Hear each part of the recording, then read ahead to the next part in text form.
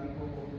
Nah, jadi pada kesempatan kali ini saya akan membahas tentang peran organisasi dalam mengembangkan soft skill. Nah, sebelum kita ke materi, saya ingin bertanya dulu nih ke teman-teman semua, mungkin perwakilan aja ya. Mungkin banyak di depan boleh perkenalan terlebih dahulu. Izin memperkenalkan diri, nama saya Dina Rubiana. Oke, Mbak Dina. Menurut Mbak Dina, manfaat terbesar apa sih yang kita dapatkan ketika kita mengikuti sebuah organisasi? Menurut saya yang manfaat terbesar kalau kita ikut organisasi itu yang pertama kita bisa mengembangkan diri, khususnya itu dalam komunikasi, karena kan kita di situ banyak temennya, terus kita juga bisa melatih komunikasi kita agar kita itu menjadi bisa diri.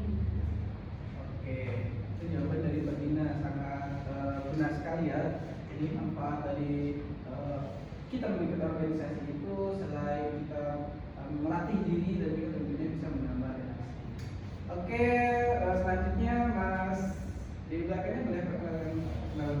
Izin memperkenalkan diri, nama saya Muhammad Anwar Sabta. Oke, Mas Putra. Mas Putra apa Mas Ahmad ini dipanggilnya? Putra juga boleh. Oke, Mas Putra. Mas Putra, apa sih manfaat terbesar yang kita dapatkan ketika kita mengikuti sebuah organisasi? Kalau menurut saya sih manfaat terbesar kan kalau di organisasi itu kan berinteraksi dengan banyak orang kan. Nah, itu menurut saya bisa menambah relasi aja sih. Oke, menambah relasi ya. Oke, teman-teman, jadi jawaban dari Mbak Dina dan Mas Putra itu sudah betul ya, sangat betul.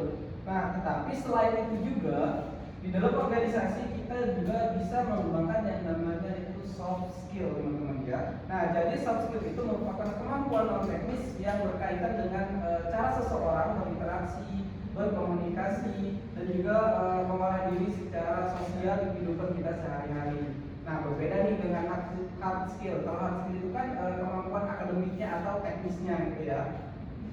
Nah, dan juga teman-teman, salah satu sarana yang efektif untuk mengembangkan soft skill kita yaitu melalui organisasi, teman-teman ya.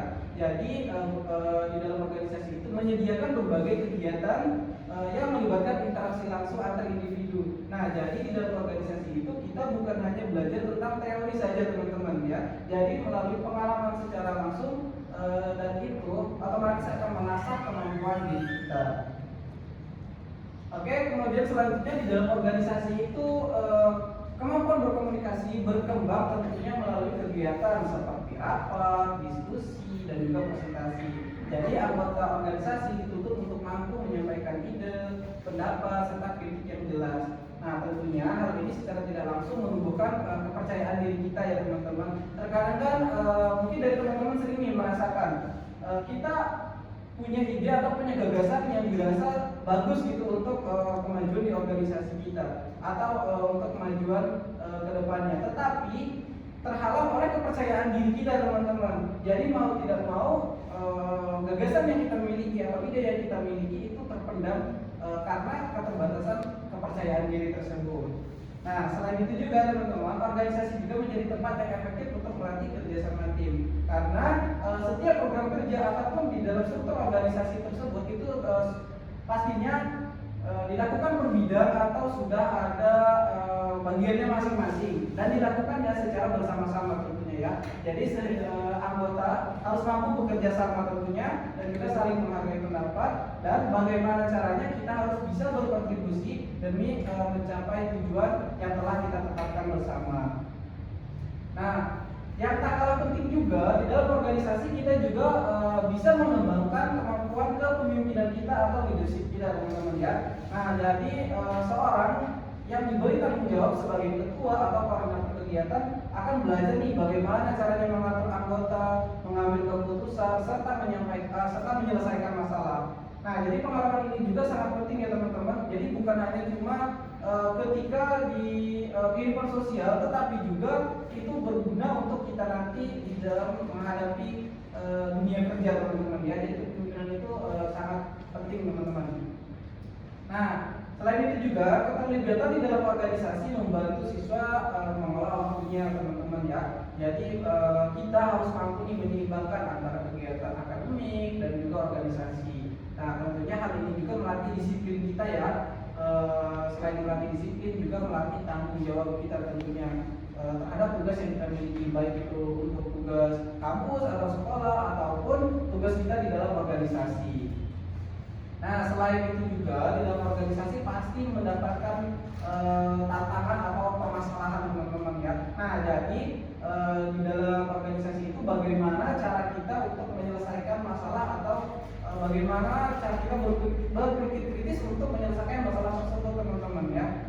Nah, jadi organisasi itu bukan hanya tempat kita berkembang untuk mengembangkan baik itu dari komunikasi kita, kepemimpinan kita, tapi bagaimana cara kita juga berpikir kritis ketika kita menghadapi suatu permasalahan yang ada teman-teman ya. Nah, jadi di dalam organisasi itu memiliki peran yang sangat penting tentunya adalah membangun soft skill kita.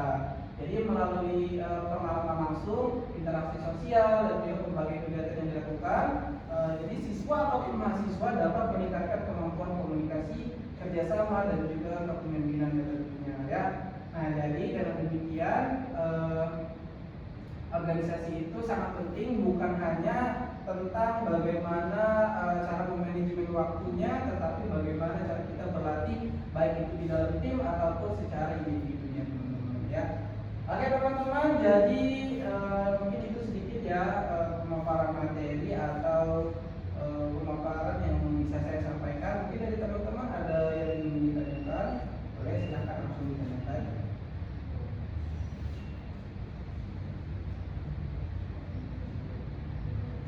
Oke, sudah cukup ya teman-teman. Oke, jadi sekali lagi saya tekankan ya, organisasi itu bukan hanya tentang kegiatan tambahan ya teman-teman, tetapi juga merupakan sarana penting dalam membentuk kemampuan kita, baik itu dari segi komunikasi, kerjasama, kepemimpinan serta tanggung jawab kita tentunya ya. Oke, akhir kata dari saya, orang yang aktif belajar dan berproses hari ini akan lebih siap memimpin di masa depan. Oke.